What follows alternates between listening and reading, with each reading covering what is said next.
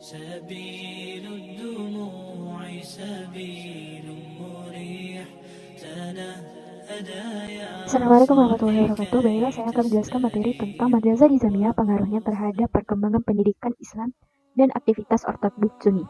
Nah, yang pertama adalah sejarah pendidikan Islam mencapai puncak kejayaan pada masa Abbasiyah dan Umayyah. Ini tidak terlepas dari keberhasilan para pakar pendidikan pada masa itu. Bukti dari keterberhasilan tersebut telah dapat dirasakan oleh umat Islam dalam berbagai bidang dan juga merupakan cikal bakal munculnya pencerahan di dunia Eropa. Pendidikan tinggi yang muncul pada akhir abad ke-4 Hijriah adalah madrasah.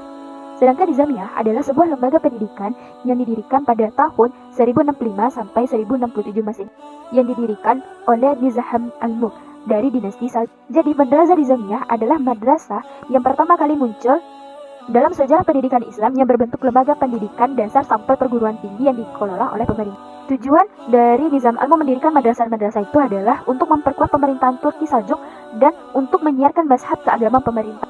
Oleh sebab itu, madrasah Nizamiyah adalah untuk menyokong sultan dan menyiarkan mazhab ahli sunni ke seluruh rakyat dan juga memberantas mazhab-mazhab yang ditanamkan oleh golongan Syiah kepada rakyat yang dianggap batil. Maka Nizam al-Mulk berupaya semaksimal mungkin mendirikan madrasah Nizamiyah untuk menanamkan mazhab ahli sunni yang dianggap sebagai benar. Dan Nizam al-Mulk adalah orang yang mula-mula mendirikan madrasah, sedangkan Darul Hikmah pada waktu itu hanya dijadikan sebagai gedung perpustakaan saja. Kurikulum dan materi yang diberikan madrasah Nizamiyah adalah tidak ditemui dengan tegas karena ilmu-ilmu syariah saja dan tidak ada ilmu hikmah filsafat.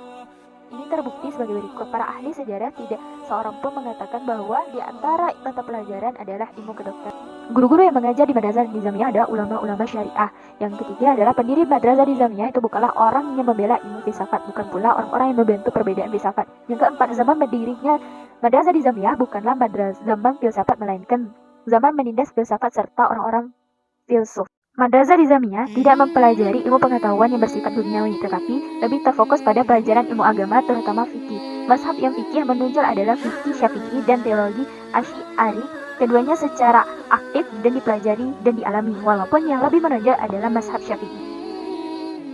Guru-guru yang memberikan pelajaran di Madrasah Nizamiyah antara lain yaitu Abu Ishaq, yang kedua Abu Nasyar, yang ketiga Abu Qasim, yang keempat Abu Abdullah Al-Tabari, yang kelima adalah Abu Hamid Al-Ghazali, yang kelima Radiyuddin Al-Ghazwani, yang ketujuh adalah Al-Firuzabadi.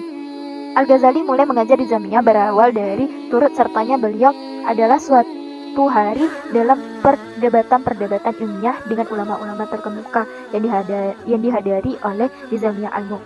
Adapun ide-ide tokoh pendidikan Nizamiyah, yang pertama adalah memperhatikan tingkat daya pikir anak, yang kedua menerangkan pelajaran dengan jelas, yang ketiga mengajarkan ilmu pengetahuan dari yang konkret kepada yang abstrak. Ide-ide Al-Ghazali mengenai pendidikan anak sangat cocok dilihat dari segi psikologi, pendapatan modern maupun dengan ilmu kesehatan. Madrasah Nizamiyah untuk zaman sekarang di negeri kita tidak dapat dikatakan sepenuhnya mengadopsi pendidikan Nizamiyah. Hal ini dilatar belakangi oleh faktor historis seperti pengaruh zaman penjajahan dan lainnya sebagainya.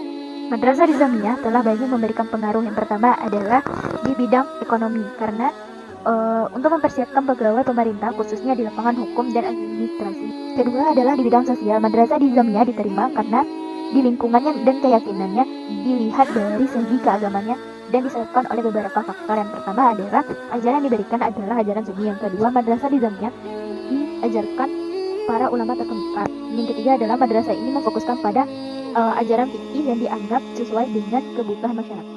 Sedangkan di bidang politik, penyebaran madrasah kedudukan kepentingan dan pemerintahan, sesuatu yang sangat menentukan. Materi yang diberikan Madrasah Nizamiyah adalah arkan untuk mengembangkan mazhab Sunni dan melemahkan mazhab Syiah serta Mu'tazilah.